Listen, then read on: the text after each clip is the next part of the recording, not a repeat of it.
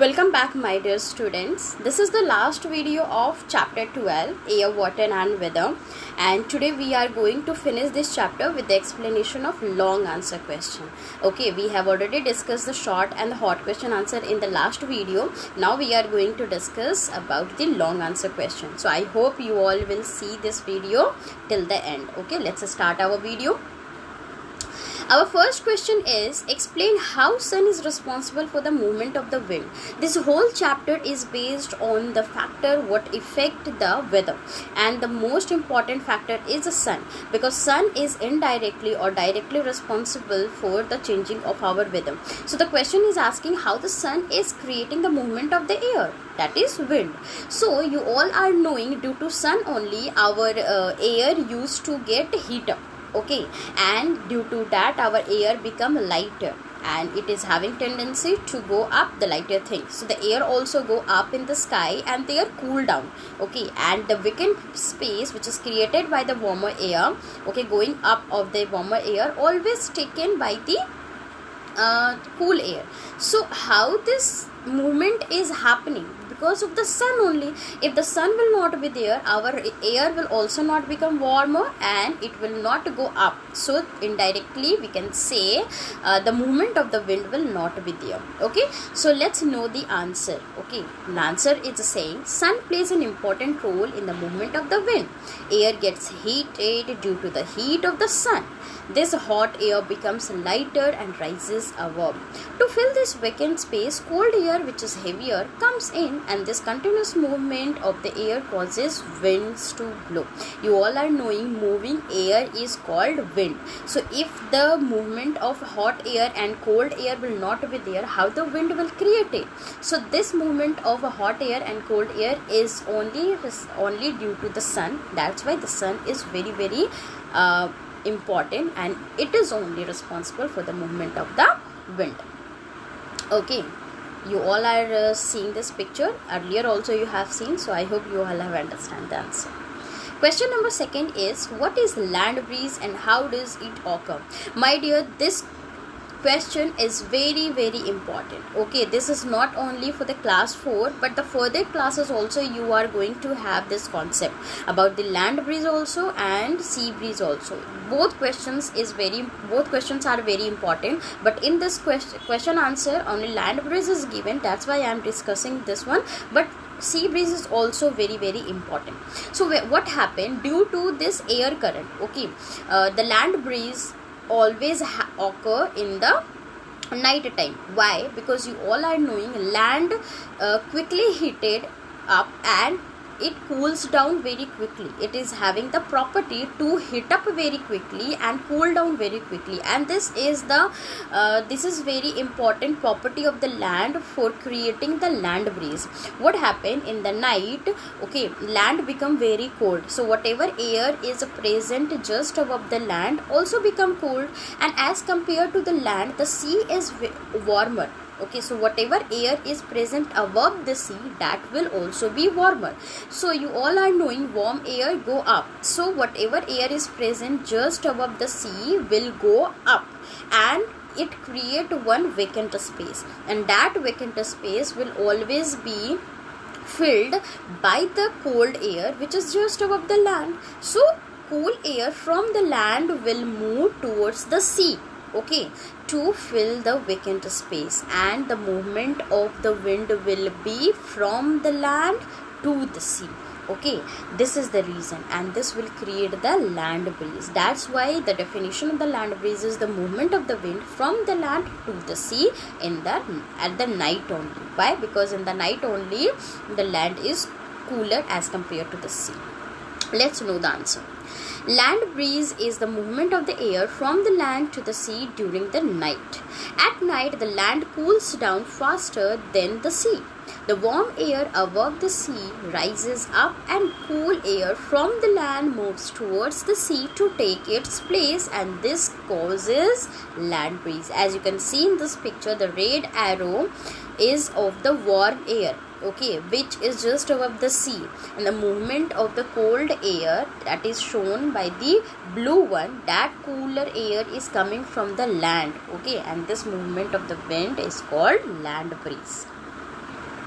Our next question is asking, write the factors that affect evaporation. Okay, that means how the evaporation can be increased. Okay, what are the factor, what are the situation, what are the things which increases the rate of the evaporation?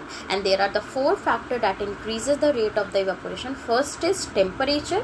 When the temperature will be high, the evaporation will always be high. This is the reason in the summer season more evaporation happen and the water bodies is having the less amount of the water, because more of the water get evaporated from there. So temperature will be high, evaporation will be high. Second is wind. Wind is the second factor which is responsible for the rate of increased rate of the evaporation. That's why whenever our mother is mopping the floor, she always used to switch on the fan. Why? Because due to fan, whatever water is there on the floor, that all will get evaporated.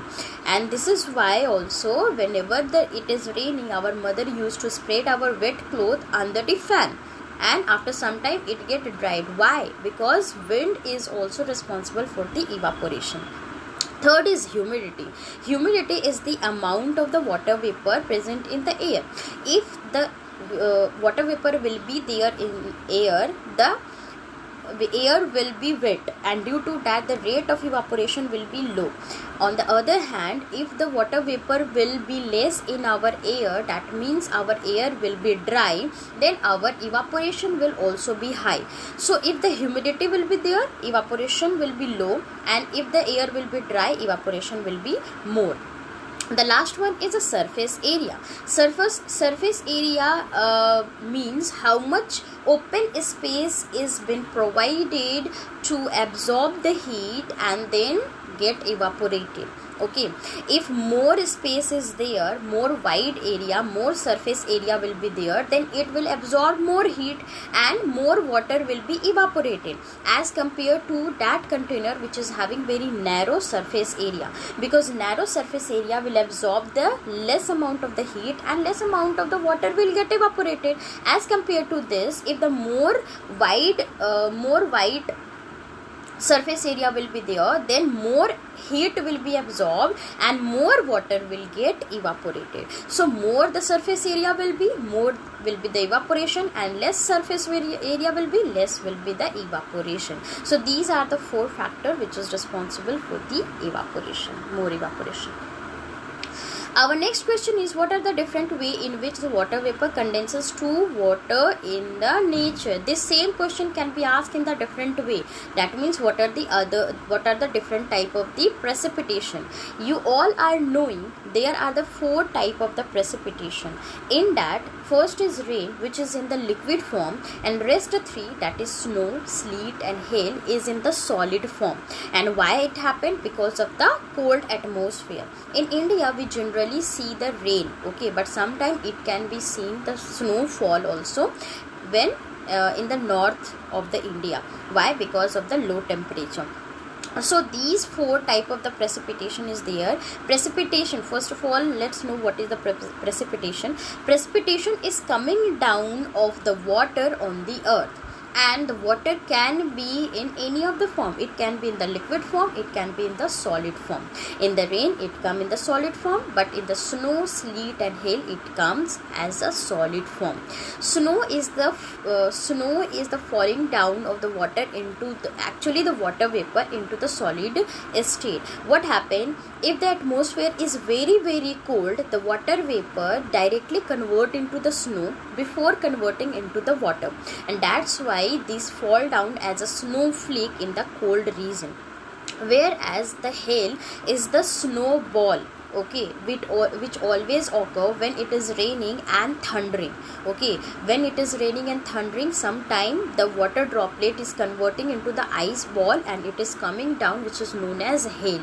And the last one is a sleet.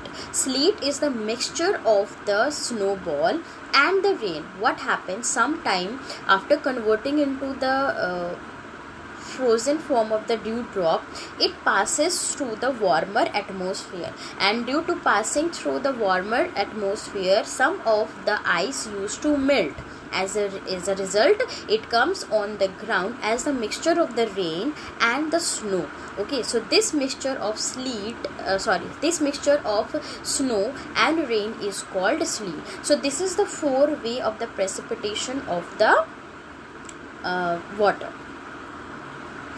Our next question is, what are the different way of the purification of the water or of purifying water?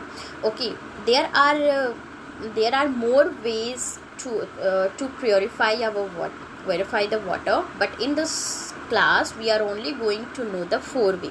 The very easy, boiling. Okay, boiling is a process of purification of water in which we use to kill the germs mostly, which is dissolved into the water. So what I am trying to say, whenever we are purifying the water, it is very important thing whether the impurities are soluble or insoluble. When the impurities are insoluble, we used to take the step of sedimentation, filtration. Okay, as you can see, sedimentation, okay, in which the impurities are settled down on the bottom of the jar, and then after we pour the clean water from the upside. Okay, and the next is filtration. In this also, the filter paper is having very fine pores which allow only passes of the water, and remaining the insoluble impurities remain on the surface of the filter paper. And the next 2 process, that is boiling and chlorination, is always taken when the impurities are soluble. That means we are not able to see from the naked eyes. In that case, we used to boil our water. Okay, and we used to boil this very nicely, so that if the germs is present, that all will be killed. Okay, and the last one is the bleaching powder. This process is known as chlorination. Adding of the bleaching powder into the water is known as chlorination. This purification of water is always taken when the impurities are impurities are soluble. So there are the 4 ways of purifying the water: boiling, chlorination, filtration, decantation, sedimentation. Okay, these are the 5 processes. I hope you all have understood, and this video will help you to complete your question answer.